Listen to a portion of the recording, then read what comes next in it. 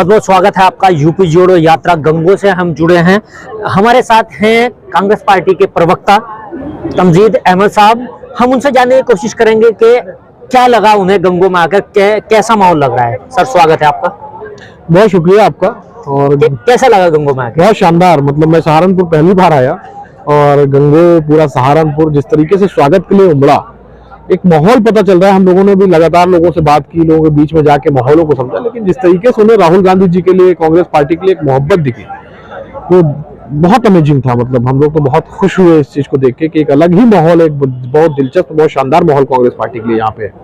जनता में इतनी मोहब्बत है, मुद्दे तस्तरी पे रखे मिल रहे हैं विपक्ष को, और उसके बाद भी जनता में वो उसे वोट में कन्वर्ट नहीं करा पाया। क्या मजबूरी है? नहीं, ऐसा नहीं है। अभी आप अगर हालिया चुनाव पे देखें, ठीक है हम राज्यों में चुनाव हार गए, लेकिन आप ये नहीं कह सकते कि वोट पे कन्वर्ट नहीं करा पाया। हमें 5 करोड़ वोट मिले, भारतीय जनता पार्टी को हमसे 11 लाख वोट कम मिले, 4 करोड़ 89 लाख। तो ऐसा नहीं है, लोग हमारी तरफ देख रहे हैं। कुछ सीटें कुछ वजह से 1000-2000 बहुत ही छोटे मार्जिन से हम बहुत सारी सीटें हार गए, वो एक अलग वजह है। हम नहीं जीत पाए चुनाव, उसके लिए हमें जरूर हम लोग डिसअपॉइंट है। लेकिन जाहिर सी बात है कि 2024 का जनादेश इसी 5 करोड़ वोट में छुपा है कि 5 राज्यों में 5 करोड़ लोग राहुल गांधी जी के पीछे खड़े हुए हैं। इस जनादेश को ऐसे नकारा नहीं जा सकता, राहुल गांधी जी की ताकत को नकारा नहीं जा सकता कि राहुल गांधी जी के पीछे 5 करोड़ लोग खड़े हैं और मोदी जी के पीछे 4 करोड़ 89 लोग खड़े हैं। इन 5 राज्यों के चुनाव के जो जनादेश, इस तरह से भी देख सकते। क्या इसकी वजह एक ये भी हो सकती है कि इंडिया गठबंधन में ही आपस में नहीं बन पा रही है और उसकी वजह से अलग अलग प्रदेशों में अलग अलग पार्टियों के कैंडिडेट खड़े थे? नहीं, कहाँ नहीं बन पा रही। देखिए इंडिया गठबंधन का, देखिए आपको समझना पड़ेगा इंडिया गठबंधन बना क्यों। इंडिया गठबंधन राष्ट्रीय मुद्दों को लेकर बना हुआ है। राष्ट्रीय मुद्दों को लेकर हम सब एक कल भी बैठक हुई है, सारे जितने भी दल है इंडिया गठबंधन घटक दल के सब बैठे, सबने विमर्श किया, आगे की रणनीति तय की। कहीं कोई कंफ्यूजन है ही नहीं है। ये तो कंफ्यूजन मेन स्ट्रीम की मीडिया द्वारा क्रिएट किया जा रहा है, भाजपा के द्वारा क्रिएट किया जा रहा है, लेकिन उनको सफलता नहीं मिलेगी क्योंकि उन्हें दिख रहा है कि 2024 में जब सारे इंडिया घटक दल एक साथ लड़ेंगे तो जाहिर सी बात है कि नतीजे बहुत डिफरेंट होने वाले हैं और मोदी जी निश्चित रूप से इस बार प्रधानमंत्री नहीं बनने जा रहे। ये मैं आपको अभी कहना हूं। इस तरह से चुनाव हुए, 5 राज्यों में चुनाव हुए, 3 में जीत मिली बीजेपी को, और जीत भी ऐसी नहीं कि 2-4 सीटों से मिली हुई प्रचंड जीत मिली। उसके बाद भी आप आश्वस्त हैं कि हरा पाएंगे 2024 में? नहीं, आपको इसके लिए इतिहास, history is going to repeat itself. 2018 का चुनाव आपको याद होगा, हमने राजस्थान जीता, हमने छत्तीसगढ़ भी जीता, हमने मध्य प्रदेश भी जीता। ये अलग बात है कि उन्होंने लोकतंत्र की हत्या की और सरकार बना दी, लेकिन 2018 के नतीजे और 2019 के नतीजे में जमीन आसमान का फर्क था। हम सब जीते लेकिन 2019 हार गए। तो इतिहास खुद को दोहराने जा रहा है। 2018 जो हुआ है वो 2023 में हुआ, 2024 में जो 2019 में हुआ 2024 में नहीं होगा, ये आप देखेंगे। कल इंडिया गठबंधन की मीटिंग हुई, वहां से कुछ निकल के आया कि खड़गे जी को जो है वो चेहरा बनाया जा रहा है। हालांकि अभी ये पुख्ता नहीं है, ये सूत्रों के अनुसार है। क्या देखते हैं आप, क्या जो नैरेटिव विपक्ष ने स्टार्ट किया था पिछड़ों की तरफ जाने का, वही एक आगे की तरफ लेके जा रही है? देखिए, पिछड़ों, दलितों या किसी के हक की बात जो हो रही है उसमें सब कुछ जाति जनगणना में छुपा हुआ है। राहुल गांधी जी लगातार जाति जनगणना की मांग इसी वजह से कर रहे हैं कि जब तक समाज का एक्सरे निकल के सामने नहीं आएगा कि ओबीसी कितना है, एससी कितना है, माइनॉरिटी कितना है, पता ही नहीं चल पाएगा।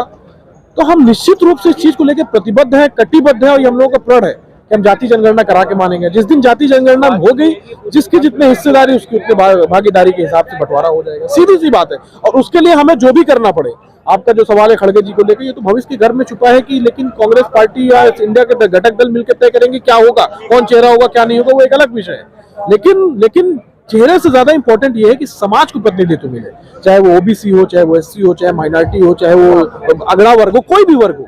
जिस समय जाति जनगणना हो जाएगी, सबको उसके आबादी के हिसाब से हिस्सेदारी मिल जाएगी। इसी में सब कुछ छुपा हुआ है। राजस्थान, मध्य प्रदेश की अगर बात करें, वहां कांग्रेस आमने सामने की फाइट है, कांग्रेस और बीजेपी की। जितने भी प्रदेशों में चुनाव हुए वहां हार गई। और अगर यूपी में बात करें तो क्या योगी जी के सामने संघर्ष कर पाएगी कांग्रेस पार्टी? निश्चित रूप से। आपने अगर आज देखा होगा किस तरीके से भीड़ उमड़ के आ रही है। एक बात आपको समझना पड़ेगा, जनता निश्चित रूप से बदलाव के पक्ष में है और बदलाव के लिए वोट कर रही है। आप इन 5 राज्यों के चुनाव के नतीजों को भी अगर आप देखेंगे तो भाजपा और हमारा परसेंटेज शायद एक या 1.5% का ही फर्क रहा है और बहुत सारी सीट हम 1000 और 500 के डिफरेंस से हार गए हैं। निश्चित रूप से ये मान लीजिए कि जनता का जो जनादेश है इन पांचों राज्यों में जरूर हम हार गए हैं, लेकिन फिर भी मैं कहूंगा कि मोदी जी के खिलाफ ही जनादेश है कि 5 करोड़ वोट हमको मिले और 4 करोड़ 81 लाख पे वो सिमट गए। तो ये मान के चलिए राहुल गांधी जी के पीछे इन 5 राज्यों में 5 करोड़ लोगों ने वोट दिया, ये भी एक ऐतिहासिक मत है। हमारे चैनल के माध्यम से क्या संदेश देना चाहेंगे जनता को? देखिए, आपको बहुत बहुत बधाई मैं देना चाहूंगा। आप जैसे जर्नलिस्ट हैं जिनको बहुत बहुत बधाई मैं देना चाहूंगा कि जो हम लोगों की आवाज और जनता की आवाज को वास्तविक जगह दे रहे हैं। वरना मेन स्ट्रीम की मीडिया ने तो विपक्ष को जिस तरीके से गैग कर दिया, जिस तरीके से जनता की आवाज उठाने बंद कर दी, ये हमारी भी जिम्मेदारी और आप सब लोगों की जिम्मेदारी है कि जितना भी हो सके जनता को आवाज उठाइए। कांग्रेस पार्टी या विपक्ष जो लड़ाई लड़ रही है उस लड़ाई को आप लोग और मजबूत कीजिए। और मैं निश्चित रूप से सहारनपुर के लोगों को बहुत बहुत शुक्रिया अदा करना चाहूंगा। जिस तरीके का प्यार, जिस तरीके की मोहब्बत सहारनपुर के लोगों ने दी, बिल्कुल काबिल तारीफ है और वो हम लोगों के दिल में है। और इंशाअल्लाह ताला सहारनपुर की सीट तो हम यहाँ से कांग्रेस जीतेगी और पूरे उत्तर प्रदेश में जो शुरुआत सहारनपुर से हुई है पूरे उसकी लहर पूरे उत्तर प्रदेश में जाएगी। तो बहुत बहुत शुक्रिया, बहुत बहुत आदाब सहारनपुर के लोगों के लिए शुक्रिया। शुक्रिया।